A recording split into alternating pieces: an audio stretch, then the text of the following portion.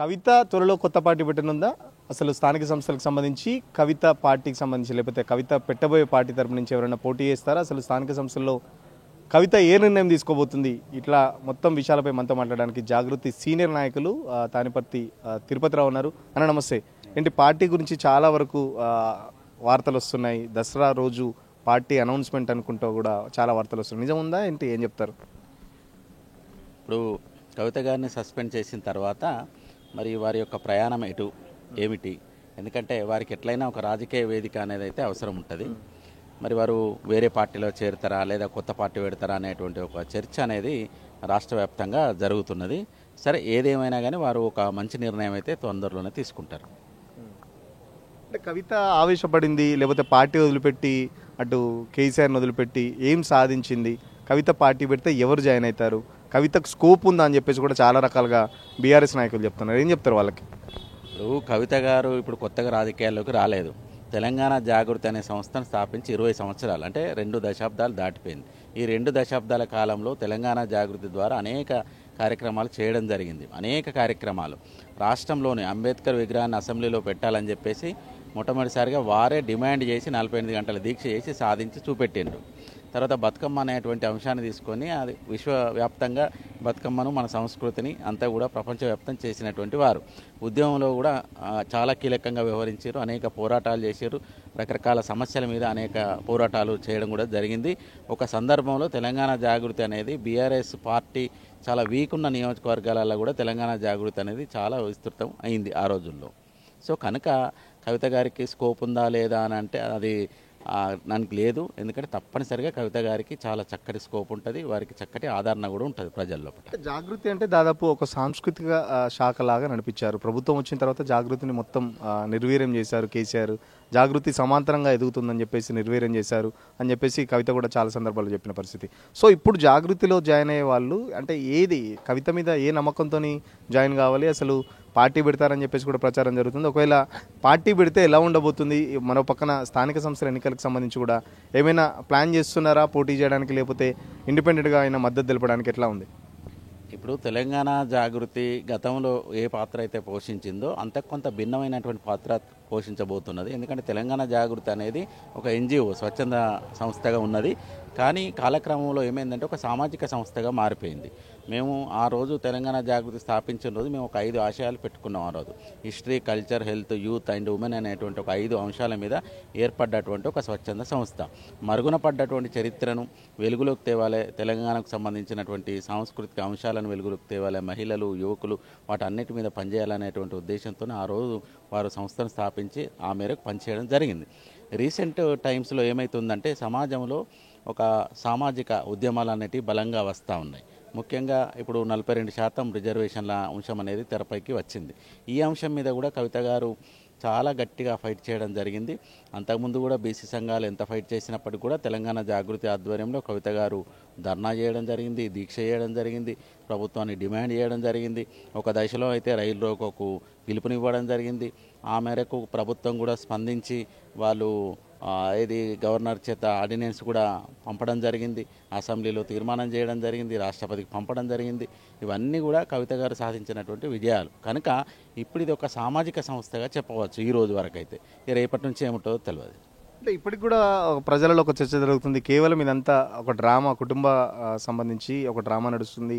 కేవలం హరీష్ రావుని బదనాం చేయడానికి మాత్రమే, అంటే కేటీఆర్ని హైలైట్ చేయడానికి మాత్రమే, హరీష్ రావుని బదనాం చేయడానికి కావాలని చెప్పేసి ఒక డ్రామా జరుగుతుందని కూడా ఒక ప్రచారం జరుగుతుంది. అట్ ద సేమ్ టైం కవిత వెనకాల కూడా అటు బీఆర్ఎస్ కానీ, మన కాంగ్రెస్ కానీ, అటు రేవంత్ రెడ్డి కానీ, బీజేపీ పార్టీ కూడా ఉందని చెప్పేసి అది ఏది దానికి సంబంధించి ఏం క్లారిటీ ఇస్తారు మరి?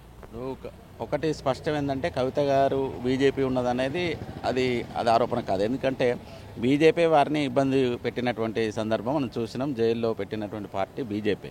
కనుక బీజేపీ అనేది లేదు. ఇక కాంగ్రెస్ మీదనే వారు పోరాటం చేస్తున్నారు. ఇప్పుడు బీసీల అంశం కానీ మిగతా అంశాలు కానీ రెగ్యులర్గా ప్రభుత్వం మీదనే వారు ఫైట్ చేస్తున్నారు. కనుక కాంగ్రెస్ పార్టీ అనేది లేదు. ఇక మీరన్నట్లు ఏంటంటే వాళ్ళ పార్టీలో ఒక నాయకుడిని ఇబ్బంది పెట్టడానికే మరి కవిత గారిని సస్పెండ్ చేసేంత అవసరం అయితే లేదు. ఎందుకంటే కేసీఆర్ గారి కూతురునే సస్పెండ్ చేసుకొని వారిని చేయాలనేటువంటి అదైతే ఉండదు. ఎందుకంటే ఆయన అంత పెద్ద గొప్ప నాయకుడు అని అయితే మేమైతే అనుకోవడం లేదు. ఇప్పటికీ ఒకవేళ పార్టీ పెట్టలేదని చెప్పేసి ఇండైరెక్ట్గా అయితే తెలుస్తుంది. సో పార్టీ పెట్టిన తర్వాత కూడా ఇంకా కేసీఆర్ ఫోటో కంటిన్యూ చేస్తారా ఇప్పటికంటే?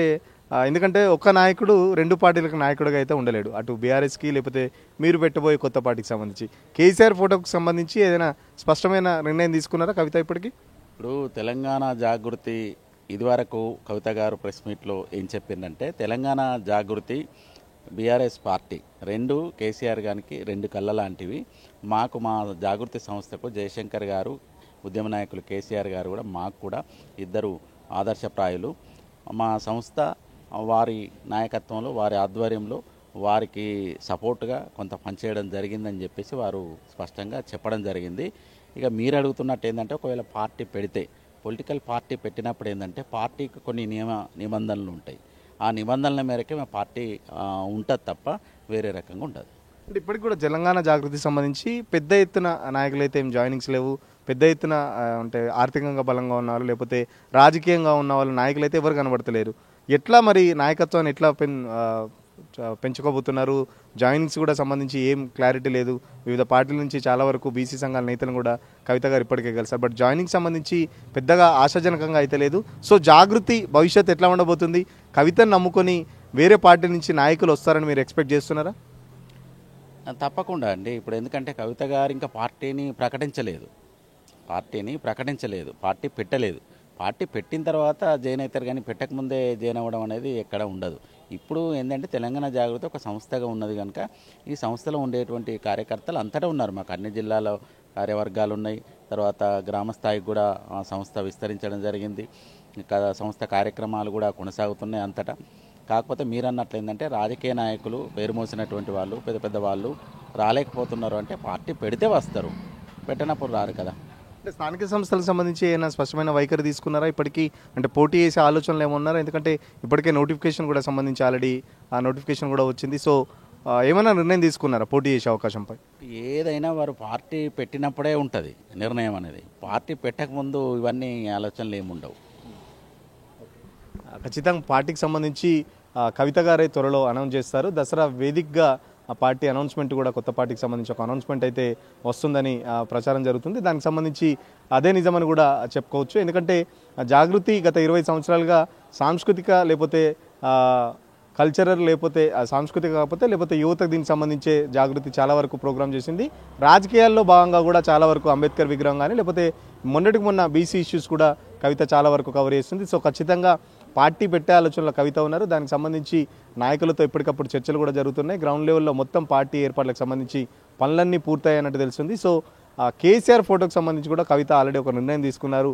పార్టీ పెట్టిన తర్వాత ఆ కేసీఆర్ ఫోటో గురించి కూడా ఒక నిర్ణయం అయితే ప్రకటించే అవకాశం ఉంది. సో జాగృతి నేతలు సంబంధించి నాయకత్వం, కొత్త నాయకత్వం ఇంకా వస్తుంది. స్థానిక సంస్థలకు సంబంధించి కూడా పార్టీ అనౌన్స్మెంట్ తర్వాతనే దానికి సంబంధించిన విధానపైన నిర్ణయాలు కూడా కవిత తీసుకుంటారని చెప్పేసి తిరుపతిరావు చెప్తున్న పరిస్థితి. వీడియో జర్నలిస్ట్ సతీష్తో సురేష్, తొలి వెలుగు కోసం. అసలైన తొలి వెలుగు. ఫాలో వాట్సాప్ @తొలి వెలుగు అఫీషియల్.